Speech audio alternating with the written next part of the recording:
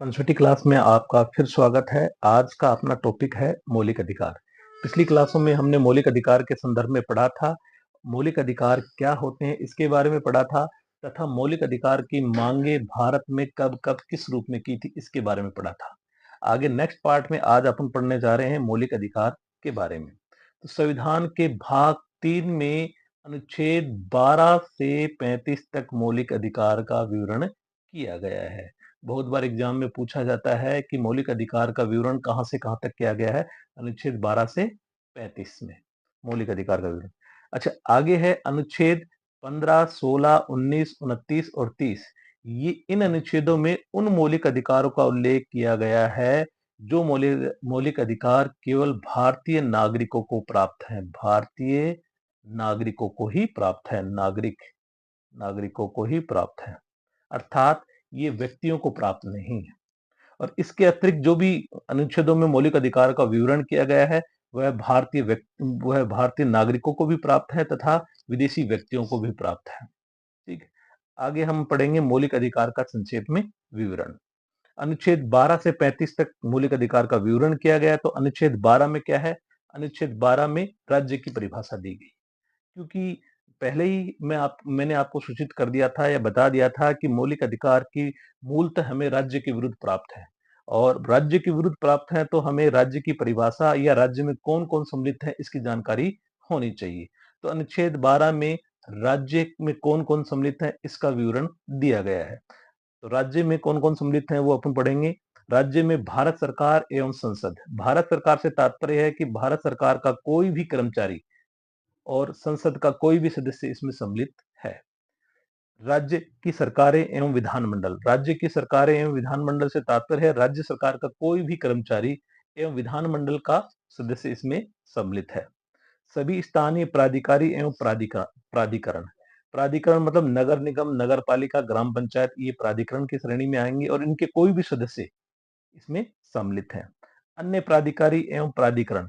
अन्य प्राधिकारी एवं प्राधिकरण से तात्पर्य है कि वे समस्त संस्थाएं जो या तो सरकारी हैं या अर्ध सरकारी हैं वो इसमें सम्मिलित हैं।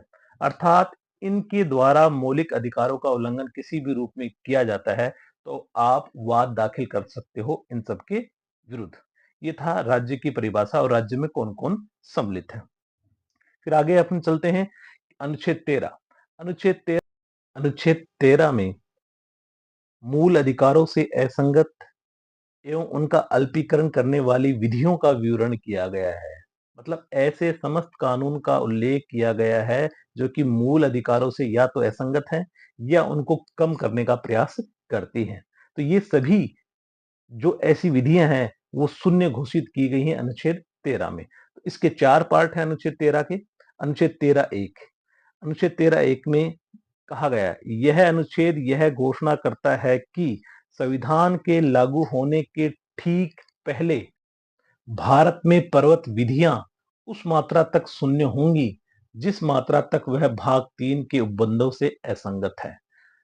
इसका ये कहने का मतलब यह है कि 26 जनवरी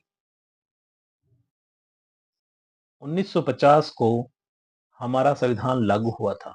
इसके पूर्व जितने भी ऐसे कानून जो कि भाग 3 में उल्लेखित मूल अधिकार का उल्लंघन करते हैं वो सभी कानून शून्य माने जाएंगे, रद्द माने जाएंगे, या फिर कुछ ऐसे कानून बने हैं जो कि अल्पीकरण करते हैं, ऐसे अल्पीकरण के कानून भी शून्य या रद्द माने जाएंगे।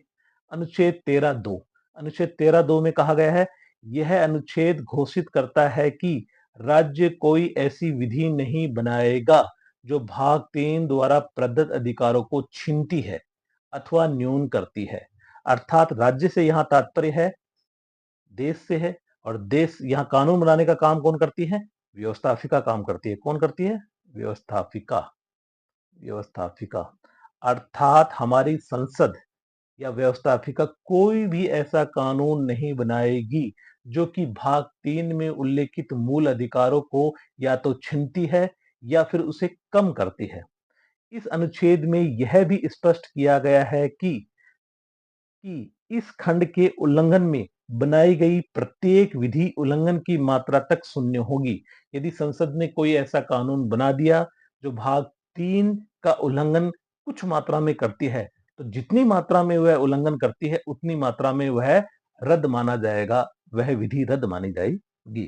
फिर अनुच्छेद 13(3), इस अनुच्छेद में कहा गया है कि विधि के अंतर्गत भारत में विधि का बल रखने वाले आदेश, अध्यादेश, आदेश, उपविधि, नियम, उपनियम, अधिसूचना, रूढ़ि अथवा प्रथा आती हैं। कहने का मतलब है कि इस अनुच्छेद के अंतर्गत वे सभी विधि आएंगी जो कि अध्यादेश के रूप में हो या आदेश के रूप में हो या उपविधि के रूप में हो या नियम के रूप में हो या उपनियम के रूप में हो, अधिसूचना के रूप में हो या रूढ़ि के रूप में हो या प्रथा के रूप में। तो ऐसी कोई भी विधि नहीं बनाई जाएगी जो भाग 3 का किसी भी रूप में उल्लंघन करती हो। यदि कोई प्रथा उल्लंघन करती हो तो वो प्रथा निरस्त कर दी जाएगी।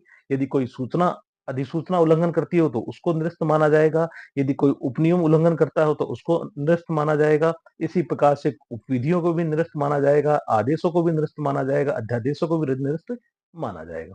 तो कोई भी ऐसा संसद कानून नहीं बनाएगी जो कि मूल अधिकार का उल्लंघन किसी न किसी रूप में करता हो। फिर अनुच्छेद 13(4), अनुच्छेद 13 की कोई भी बात अनुच्छेद 368 के अंतर्गत किए गए संशोधन पर लागू नहीं होगी।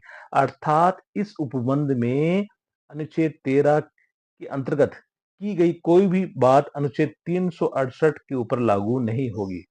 अर्थात अनुच्छेद 368 में क्या किया गया है? संविधान संशोधन की प्रक्रिया, संविधान संशोधन की प्रक्रिया का उल्लेख किया गया है।